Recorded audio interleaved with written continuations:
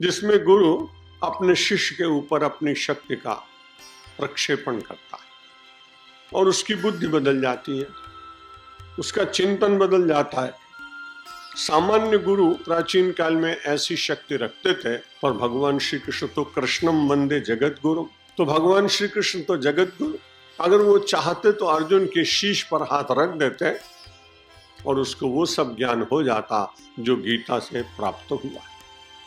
मन में विचार आया कि ऐसा क्यों हुआ, पर भगवान ने सोचा कि ये अर्जुन के माध्यम से जब तक संसार रहेगा तब तक अर्जुन रहेंगे, और जब तक अर्जुन रहेंगे तब तक श्री कृष्ण भगवान रहेंगे।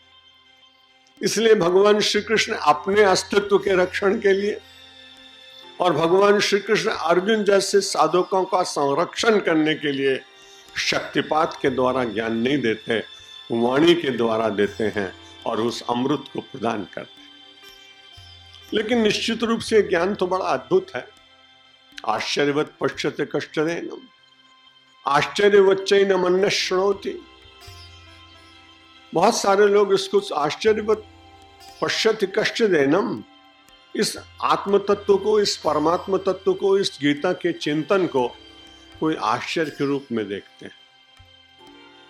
आश्चर्यवद वदतैव तथैव चान्यः, और दूसरे लोग इसको आश्चर्य के समय में वर्णन करते हैं। आश्चर्यवच्चैनम अन्यः शृणोति, और आश्चर्य के रूप में कुछ लोग सुनते हैं।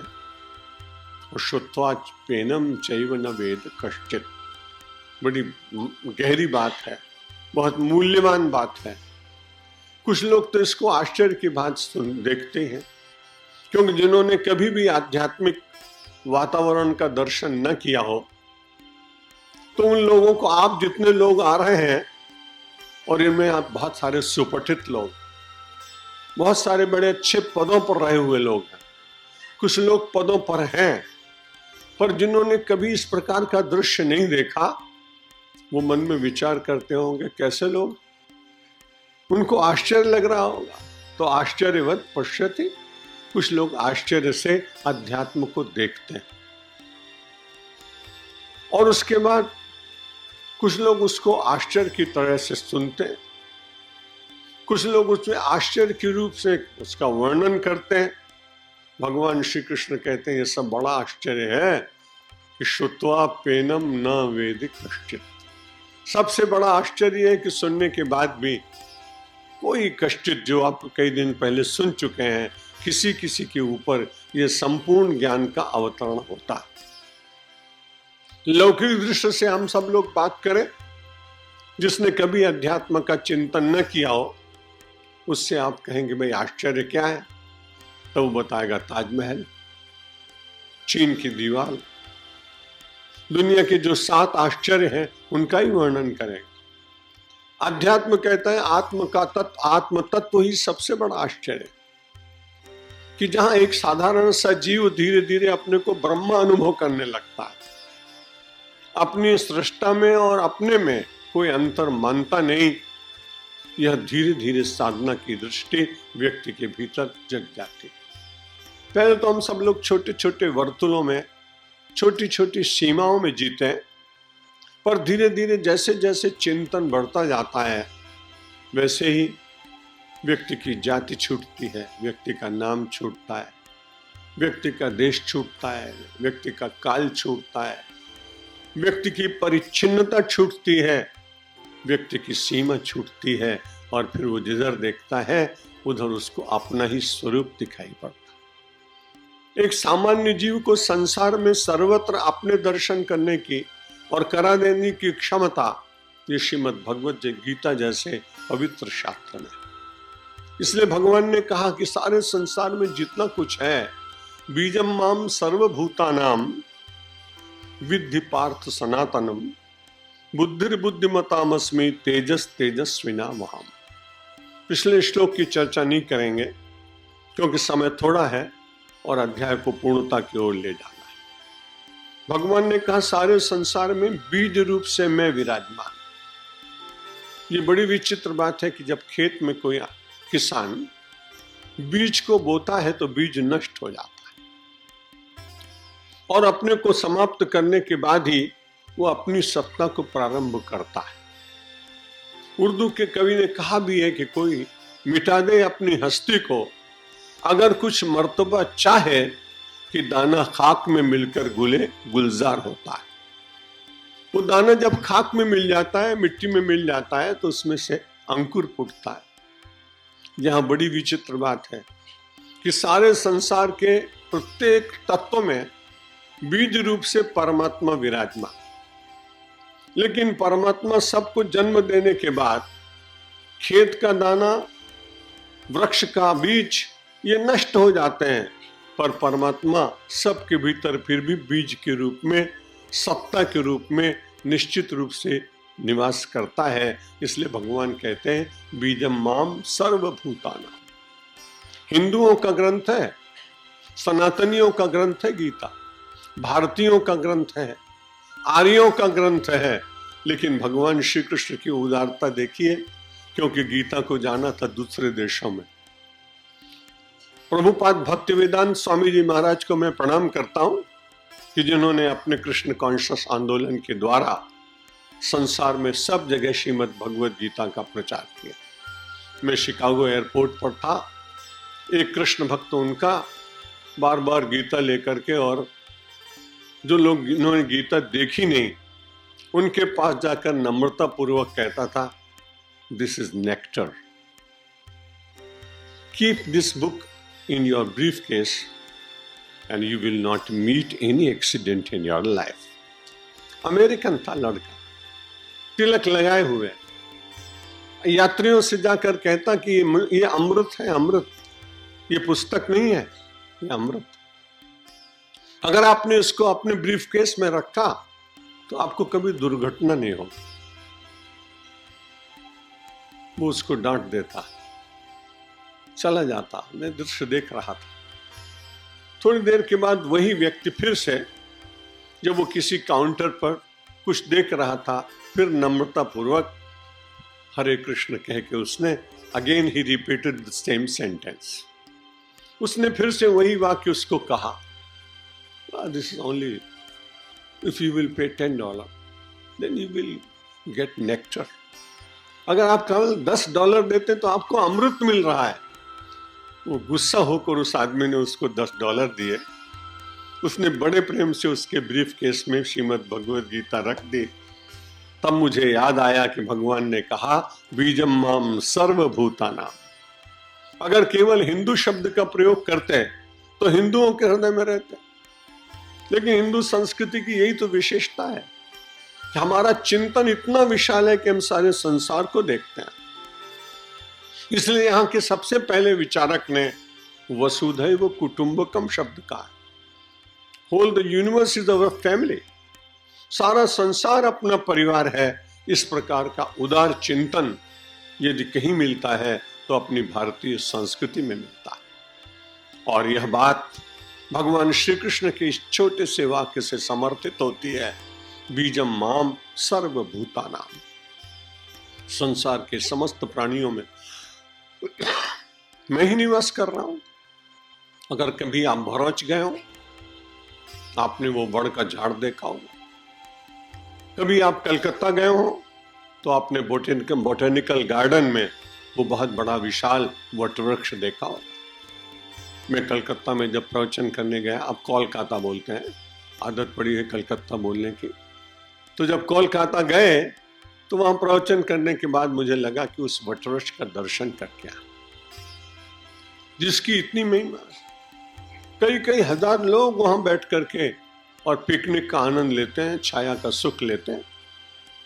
वहां के माली से मैंने पूछा, इतना विशाल ये है, इसमें इसका मूल कहाँ है? उसने कहा, महाराज ये बड़ा कठिन प्रश्न है, क्योंकि इसकी शाखाएं ही इतनी बड़ी हो गई हैं कि इसमें से पता लगाना ही कठिन है कि मूल कहाँ है और शाखा कहाँ है। भारतीय धर्म भी अनेक शाखाओं में होने के बाद कोई नहीं कह सकता है कि इसका मूल कहाँ है, इसकी शाखा कहाँ। प्रत्येक शाखा मूल के रूप में दिखाई पड़ती, चाहे वो महावीर की शाखा हो, चाहे वो बुद्ध की शाखा हो, चाहे वो गुरु नानक देव की शाखा हो, चाहे किसी इतर विचारक की शाखा हो, चाहे वो अरविंद का दर्शन हो, और चाहे वो विवेकानंद का वेदांत और भगवान आदि शंकराचार्य का अहम ब्रह्मास्मि, क्योंकि उस सबके भीतर परमात्मा की सत्ता व्याप्त। परमात्मा की सत्ता न हो तो निश्चित रूप से वो कभी दिखाई नहीं पड़ता।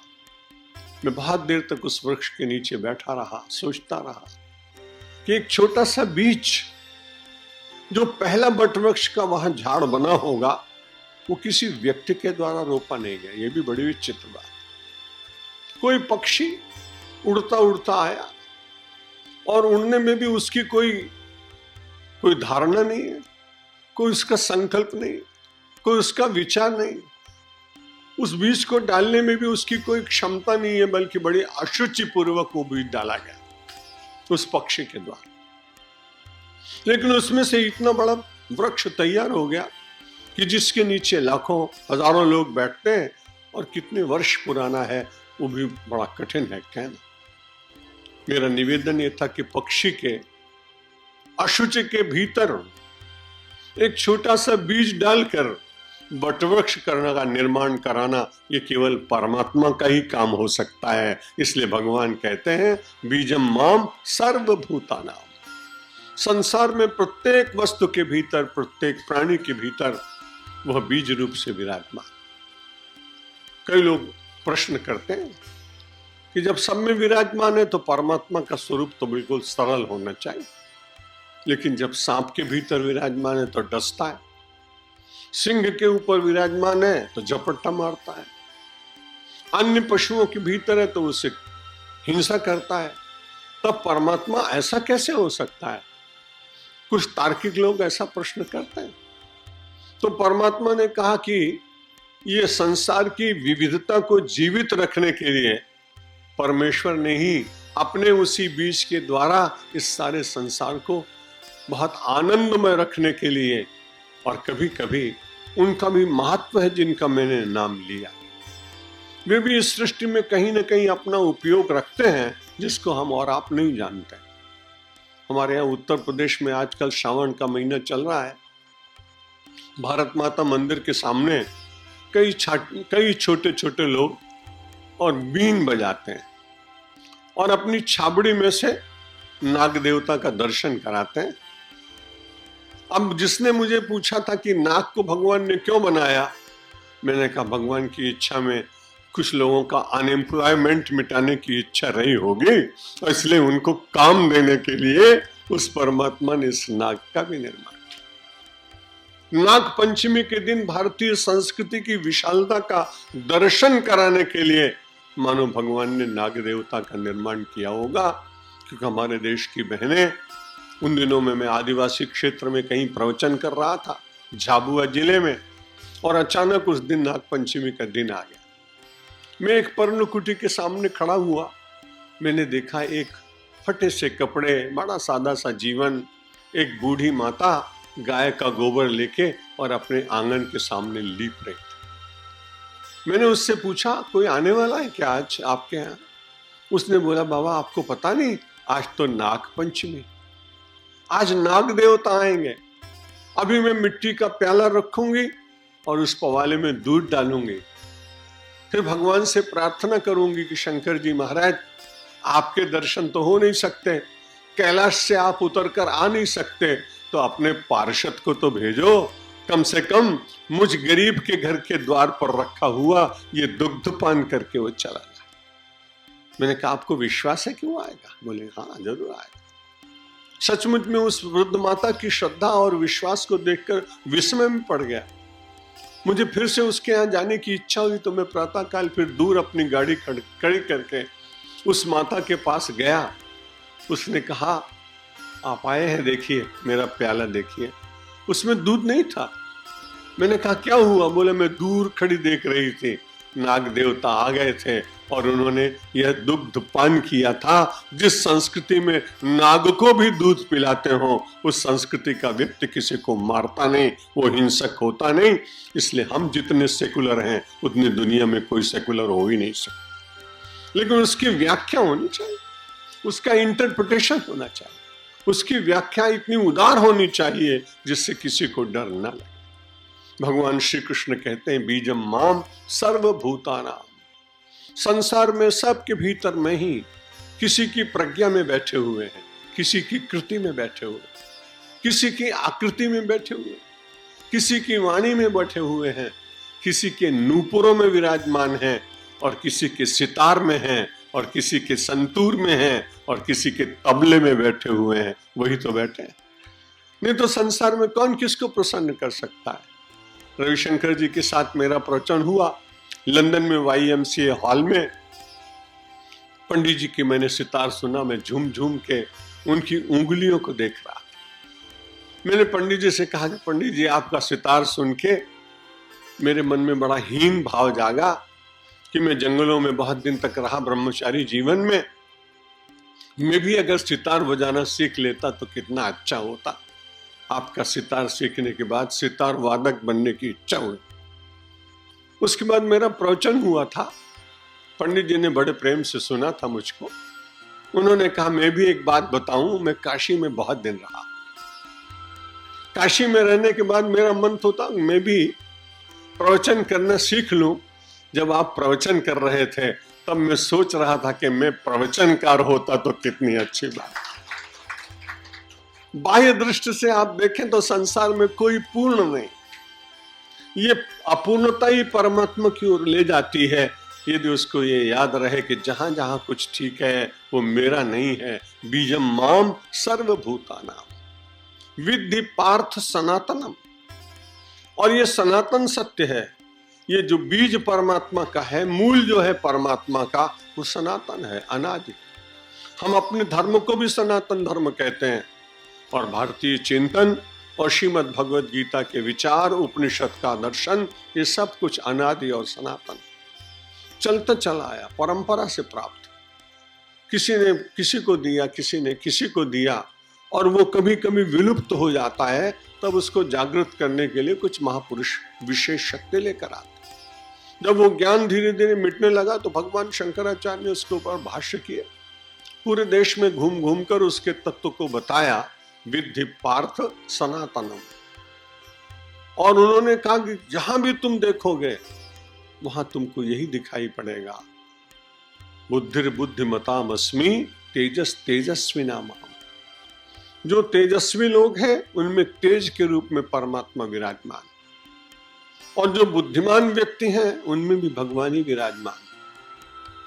बहुत वर्षों पूर्व मुझे एक जैन मुनि के दर्शन करने का अवसर प्राप्त हुआ था। उनका महेंद्र मुनि जी नाम था। एक साथ उनको कोई आदमी 100 बातें कहें, अलग अलग लैंग्वेज में कहें, अलग अलग बात कहें, वो 100 बातें सुनने के बाद वो शतावधानी थे और 100 लोगों का उत्तर दे देते। पंडित नेहरू जी ने भी उनको अपने यहाँ कभी बुलाया था और उनके शतावधान प्रयोग को देखा था। जब मैंने उन मुनि महाराज को देखा तो मैंने कैसी विचित्र बात है। हमको तो ये 2-4 श्लोक याद करने में भी उसका 1-2 बार मनन करना पड़ता है, पर ये कैसे महापुरुष हैं कि 100 आदमियों ने अलग अलग बात कही। सारे डिप्लोमेट्स वहां इकट्ठे हुए थे। किसी ने फ्रेंच में कही, किसी ने पर्शियन में कही, किसी ने स्पेनिश में कही, किसी ने पोर्चुगीज में कही, किसी ने हिंदी में कही, किसी ने तमिल में कही। ये सारा दृश्य देखने के बाद मुझे बड़ा मन में विचार आया कि ऐसा कैसे हो सकता है। तब गीता याद आई, बुद्धिर बुद्धिमताम अस्मि। सबकी बुद्धियों में परमात्मा ही बैठकर प्रेरणा करता है। अब वो अपने आप चयन करता है। यहां भी आप सब लोग देखते हैं कि लाखों लोग बैठते हैं परीक्षा में, लेकिन सिलेक्शन में तो 1-2-4 आदमी IAS में आते हैं। कई हजार लोग बैठते हैं, फिर सिलेक्शन में तो IPS 1-2 ही होते हैं। तो मैंने कहा कि भाई सिलेक्शन में हमारा नाम नहीं आया, महेंद्र मुनि जी का आ गया। लेकिन बुद्धिर बुद्धिमताम अस्मि, बुद्धिमानों के भीतर बुद्धि परमात्मा ही देता है।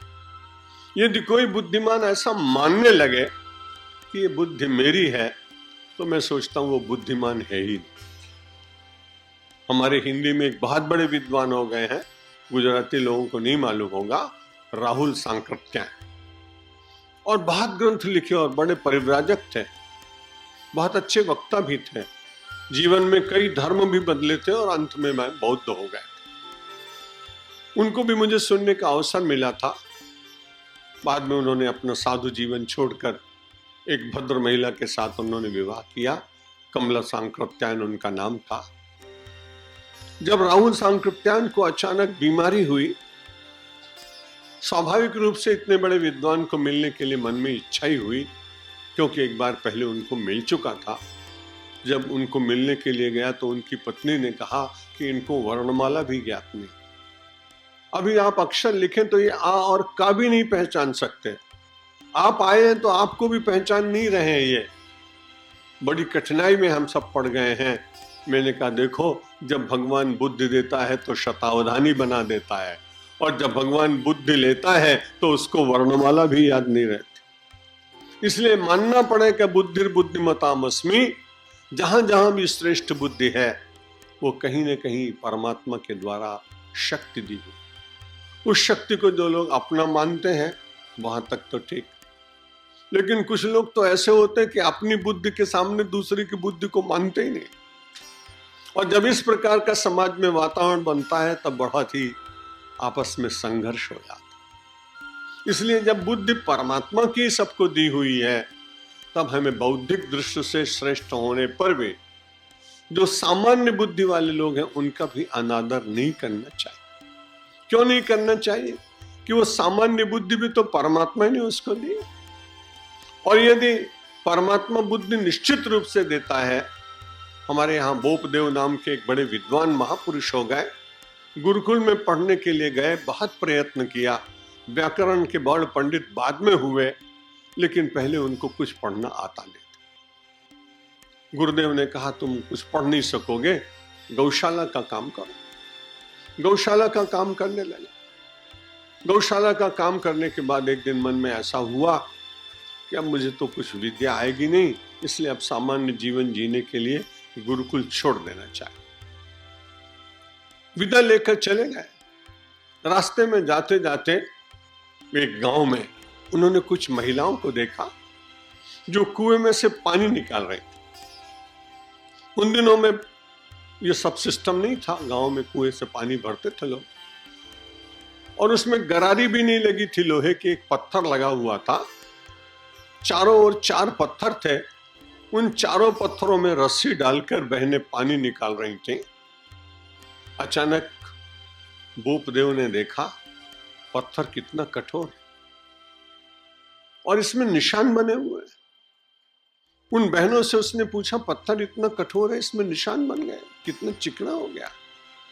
तो उन्होंने कहा कि तुम्हें मालूम नहीं, मैं और मेरे से पहले पता नहीं कितनी महिलाएं इस पत्थर पे पानी भरती रहीं, उस रस्सियों के आने जाने के कारण इसमें निशान बन गए। तुरंत विद्यार्थी लौट पड़ा।